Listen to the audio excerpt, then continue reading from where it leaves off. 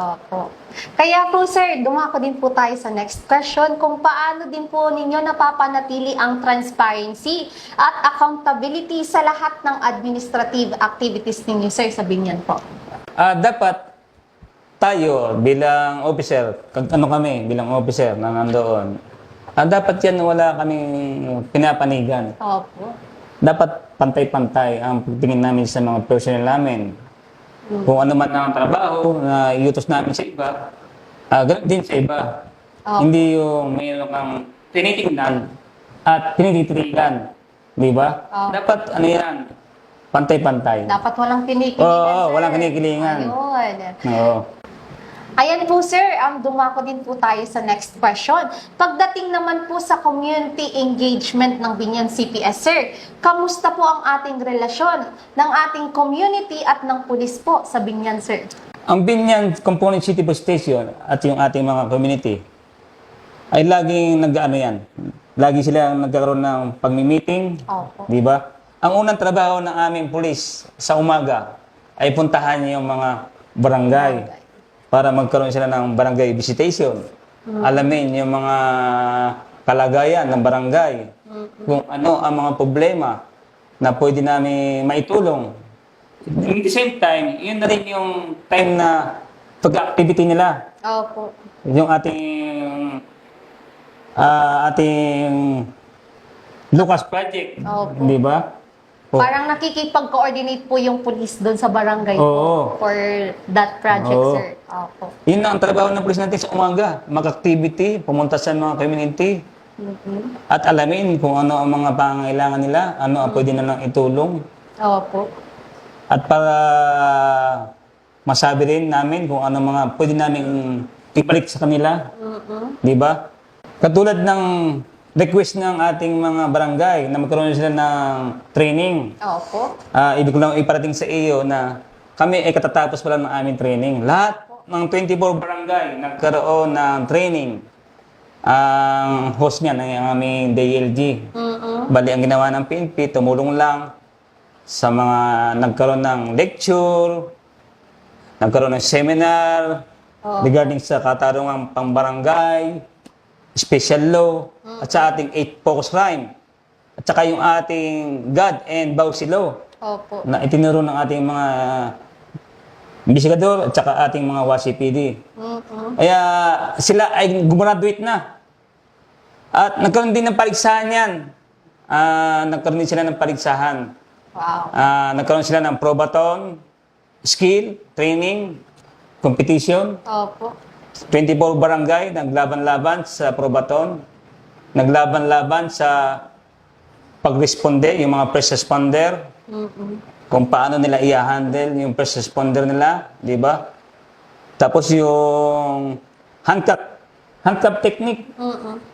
Nagkamit sila, competition sila. Yung pinalad dyan, nananalo, na ilalaban namin sa provincial, yung barangay San Antonio. Opo. At medyo sinuwerte lang ako, isa ako sa judges. Wow. Pero wala akong tinitigan ha. Tingnan ko yung kanila... Skill po talaga. Oo. Pinaupo tayo doon. Kaya lang, tingnan ko rin kung ano talaga yung best. Kung sino talaga dapat na ipantapat natin sa probinsya. Opo.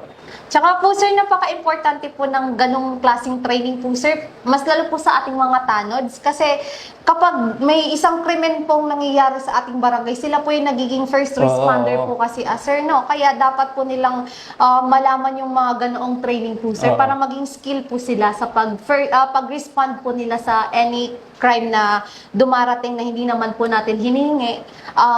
Meron po silang panlaban or bala po sir sa any po na pwede nilang gawin in case po sir.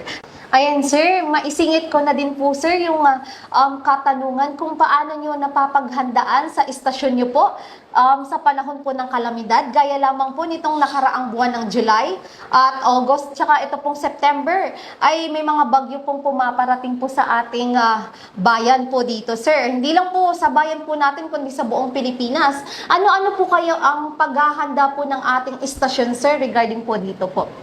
Sa ngayon, nakaready naman po ang ating Binyan Component City Police Station sa anumang bagyo na paparating. sa tulong ng ating local government unit, ano? Opo. Ibig ko lang sabihin sa iyo na ang aming local government unit, kompleto kami ng equipment. Meron kami fire truck, meron silang rescue truck, may mga ambulance, at bukod dyan, meron kaming team bantay dalampasigan. At meron din po tayong 24/7 na nagbabantay sa command center. Ayun. Meron tayong PNP na naka-assign sa command center na lahat ng mga sapa, tulay ay nakabantay siya. Kaya konting taas ng tubig. Lagi siyang nagkakaroon ng sitrep sa amin. Kasama niya yung ating mga local government unit doon, mga CDRMO. Opo. Katabi lang niya. Kaya medyo madaling kumuha na Laging updated kayo, update, sir. oo. Wow. Oh. na tapos meron tayong alarm. Pag nagsabing 3 na, o yun, force evacuation na kami doon. Di ba? Wow. Kaya tapos ang PNP, may 2 teams na standby. Opo. Kompleto naman tayo ng gamit. May naman tayo mga life vest, Opo. may ring, may naman tayo mga safety helmet. At yung ating mga equipment pa na iba ay manggagaling sa local government. Opo. At yan, kagad, naka-standby pa lang doon. Just in case na kailangan, madali makapag-responde. Opo.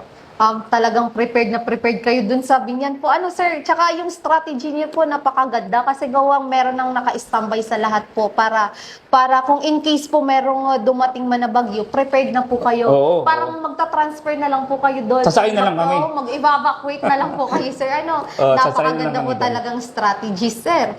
Ayan sir, dumako naman po tayo sa PCR best practices po ng Binyan. Kung ano-ano po yung mga ginagampanan niyo po doon at mapabuti lang po ang kaayusan at kapayapaan ng inyong lalawigan, sir, doon sa Binyan po, sir. Meron pa kami best practices. Ang unang-una dyan, yung kapitbahayan. Opo. Para ligtas at mapayapang komunidad. Yung ang ginagawa na ito, yung mga stakeholder natin, pag nag-meeting tayo, lahat yan nakakasama. Yung ating force multiplier, yung ating barangay, yung ating community. Kailangan kasi magkaroon ng isang meeting para mapag-usapan. Opo. Mapag-usapan niyo yung mga problema sa barangay, problema kung ano man, di ba? At least, makapagbigay sila ng mga dapat nilang recommendation sa DLG para mabigyan din ng solusyon yung kanilang problema. Opo. Kasama dyan ang PNP. Na lagi naman na nandiyan ang PNP. Lahat ng meeting na kasama ang community at ang PNP at yung ibang mga stakeholder, lagi tayong present dyan. Opo. Tapos meron pa tayong kapatid kong Moro, kaisa sa kapayapaan. Bawat meeting natin, hindi natin binabaliwala yung ating mga Muslim brothers. Opo. Ibig natin isama sila.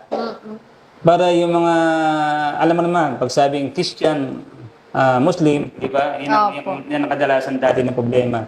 Ngayon, ginagawa natin, pinaglalapit natin. Opo. Walang Christian, walang Muslim. Iisang community. Di ba? Yan ay maganda sa crime prevention na dapat natin gawin. Opo. Parang nagkakasundo po at Oo, nagkakaintindihan oo. po. Ano. Na isang community lang. Opo. Hindi yung watak-watak, di ba? Opo. Isang barangay, isang community, isang puro.